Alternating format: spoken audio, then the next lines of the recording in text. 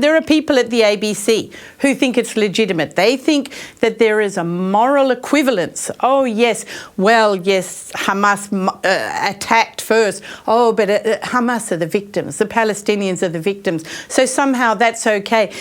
You know, And Israel blew up the hospital. Yeah, well, this is it. Then they immediately, they don't believe. If an Israeli eyewitness says, you know, the baby has no head, oh, well, that's, you know, they don't believe that. But when a Palestinian mouthpiece sort of says, oh, the hospital was blown up, they don't bother to verify.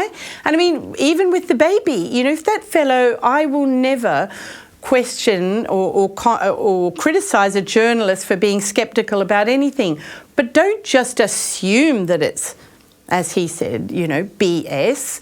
Go and check the facts. He can go to the morgue if he needs to. Go and look, and he could speak to the people there who are doing this horrific task of trying to identify these people who have, you know, they were so where are we? Where are we, and what needs to be done urgently?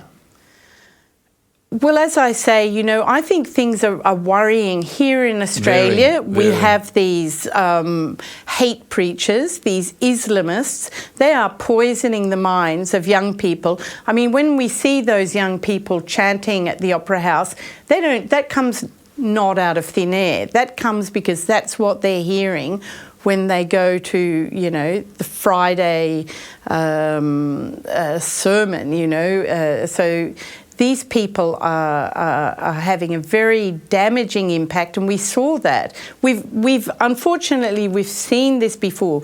The scale is worse this time, but this is what we've seen before. And as Israelis have pointed out, and indeed, as the Islamists point out, there are the links between Islamic State, Al-Qaeda, Hamas. It's very clear. I mean, Islamic State and Al-Qaeda are Sunni, as is Hamas, and they all glorify, they sort of want to see who can go one better with these atrocities.